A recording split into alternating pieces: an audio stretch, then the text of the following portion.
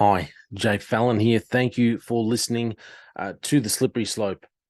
Well, Davos 2023 is coming upon us very quickly, and the dossier has released an exclusive, what they say, who they will feature, the guest speakers. Davos 2023 will feature BlackRock and TikTok CEOs, with WF demanding more censorship and tyranny. Isn't that true? More censorship and tyranny. You know, when Klaus Schwab gets up at the G20 and praises the Chinese Communist Party and its leadership and says that, other countries would benefit from having that type of leadership, well, you know what he really is all about. He is so this in this article, it says that the World Economic Forum is a fanatical political organization masquerading as a neutral entity with specific policy goals that involve centralizing power into the hands of hand-picked global elites as the only means to save the earth from a fake climate emergency.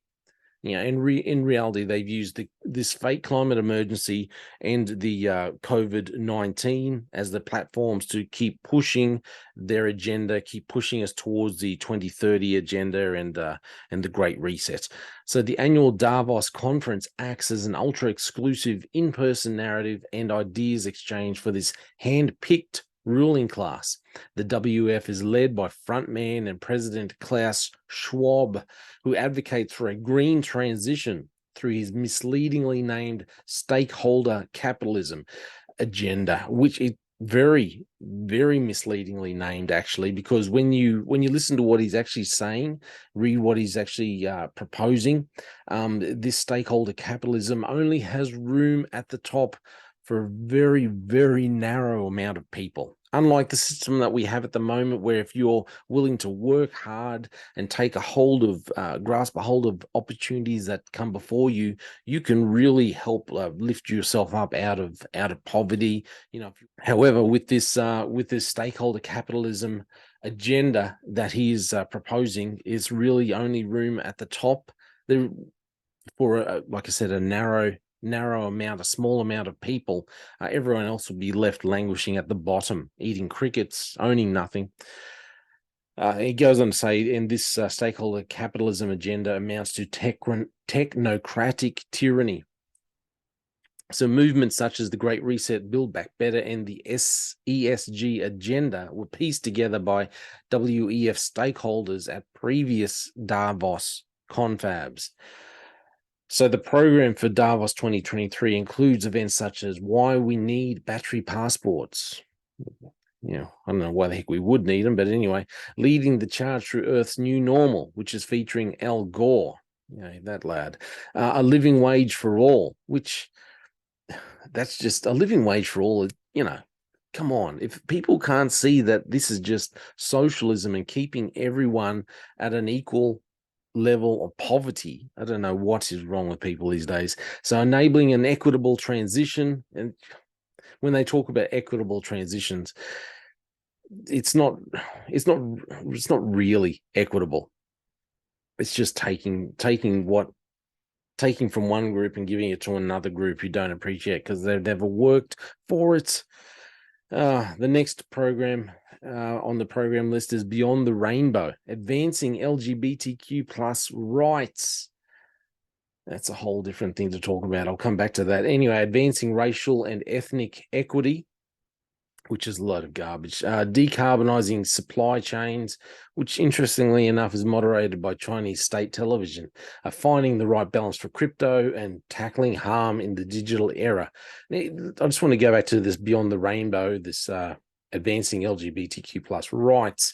At first off, it would seem like a weird thing to be talking about at Davos 2023. Why would you ever talk about, LGBTQ plus? You think about it, when it first started decades ago, it was supposed to be about this freedom, and it's not really freedom because it's tying you down in sin, but this freedom to basically just sleep with whoever you want, really follow your own lustful desires. But the more people you have involved with this kind of ideology, following this, well, it's really almost a religion, isn't it? The more you're going to see, or the less natural births you're going to see, the more you're going to see the Earth's population. So it really feeds into that narrative to help bring down the population of the Earth in reality. And I think it's also interesting that you have such a such a great cooperation by Chinese state television, the Chinese media, and as I said before, that Klaus Schwab at G20 was praising the Chinese Communist Party and their leadership. That's because they both have the same kind of moral and ethical standards, and that is they don't really have any. So going on here, it talks about the guest speakers for it. So the speakers for Davos 2023 include the WHO director, Tedros Adhanom, Lawrence D. Fink, who's the BlackRock chairman and CEO, Jens Stoltenberg, who's from NATO, TikTok CEO, also have the MasterCard president, former Vice President Al Gore, because everyone wants to hear that boring fella, Hilda Schwab.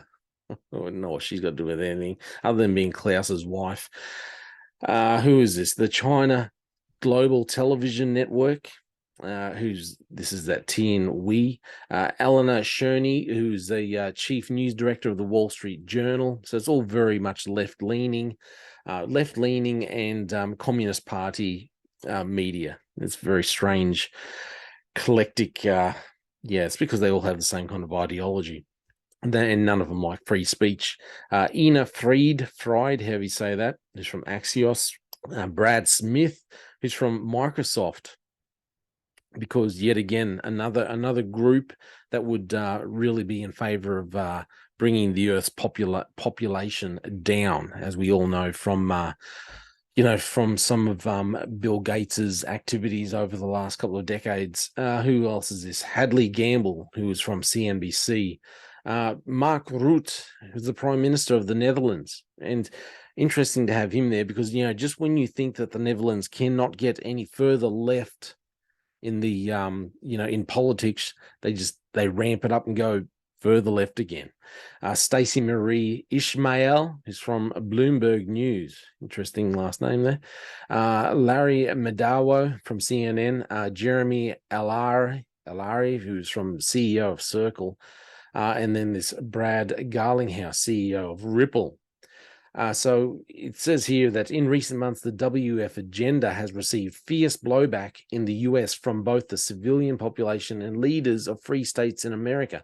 I don't think I'd agree with this statement. For one, I don't think it's fierce blowback from civilian population. I think the blowback has been from the people who recognized this agenda for what it was at the very beginning when Klaus Schwab announced it a couple of years ago about the 2030 agenda, the Great Reset.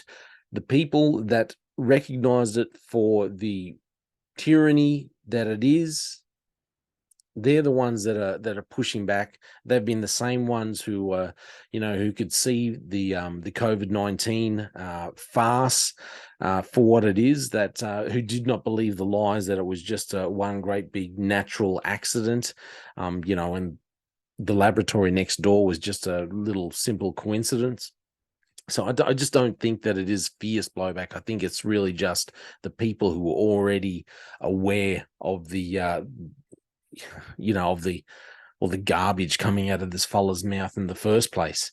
So yeah, that's the only other things I don't agree with. But like I said, it's going to be interesting to see what they discuss, the depths of the depravity that they're going to be pushing at this year's Davos conference. It's going to be very interesting to see what they are trying to push.